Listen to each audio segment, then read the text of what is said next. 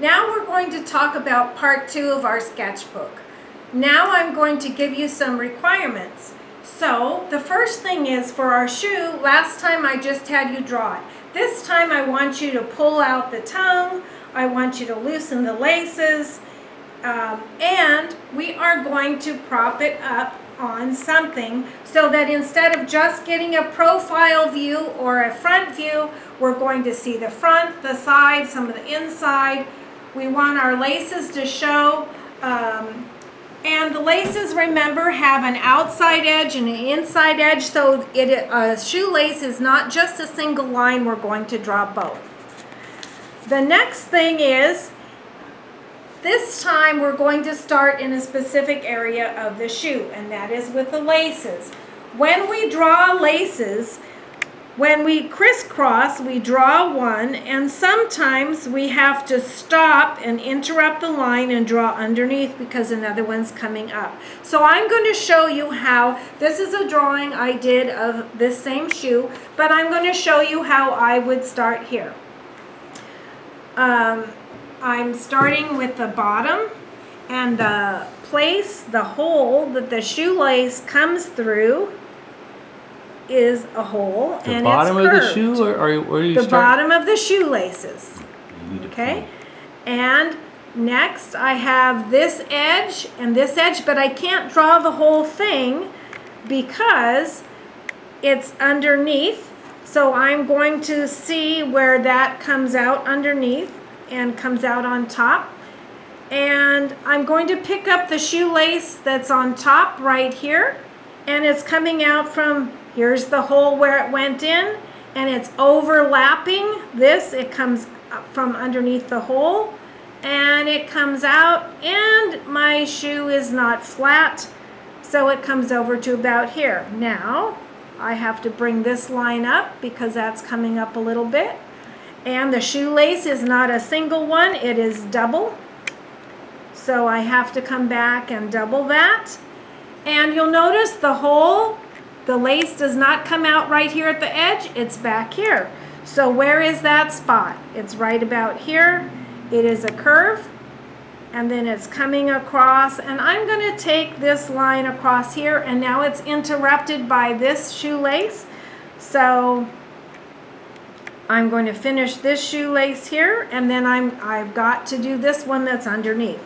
So I'm coming back here to the bottom. It comes out underneath here, and it's going underneath this shoelace over to here. And now I need to bring up my edge. And where does this one comes out? Remember, the shoelace has a top and a bottom because it's not a single line, and it comes out also a circle, and it comes out right here. So I'm kind of anchoring my curve.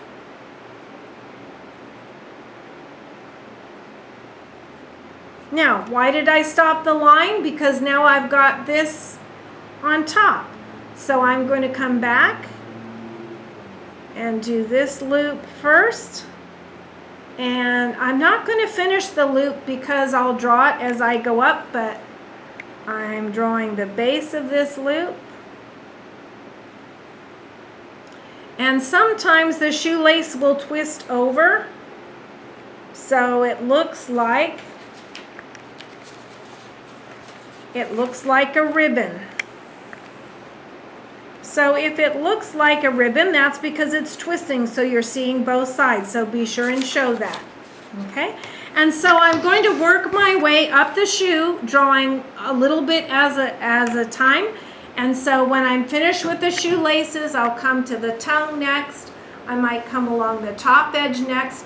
But I want you to think of how the shoe is going together like a visual jigsaw puzzle. Every piece of the shoe is fitting together. The last part is going to be this part down here, the sole. And so if I can see that I have tread that shows, then I'm going to show that. If I can't see it the way I have my shoe positioned, don't make it up.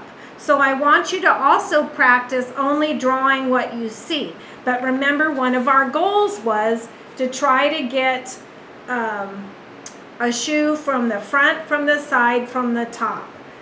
Now, if you turn it more and you have it from the side and the top and you see more of the bottom, then you would want to focus on that.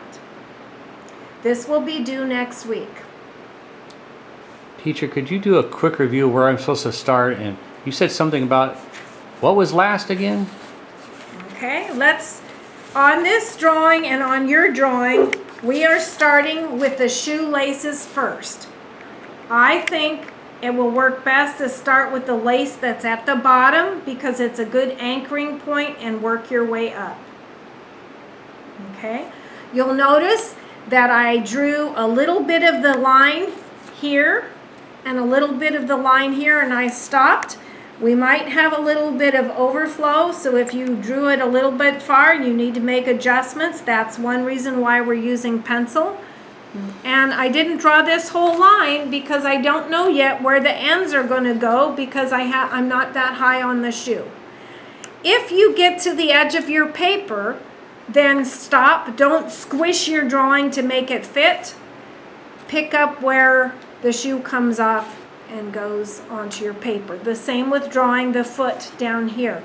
If I come down here and the tip of my shoe goes off the paper, let's take a look at my completed drawing. Here, this line is right here where the shoe changes color and texture, and I didn't have room. So I'm not going to squish the shoe to put it on. It's going to be off. Now here, I have not come in and taken out extra lines, so I had some crisscrossing with the laces. So if you have lines that you don't want things overlap, then you can take out that extra line. Okay, on my laces, I could take out some of those lines because when this is solid and I can't see what it's overlapping. All right, if you have time, you may go ahead and shade this drawing also. This shoe is black and gray, so I might just choose to shade the black parts. Or I could make the black parts my darkest value and shade the gray parts a light value and leave the white parts the white. And this is due next week.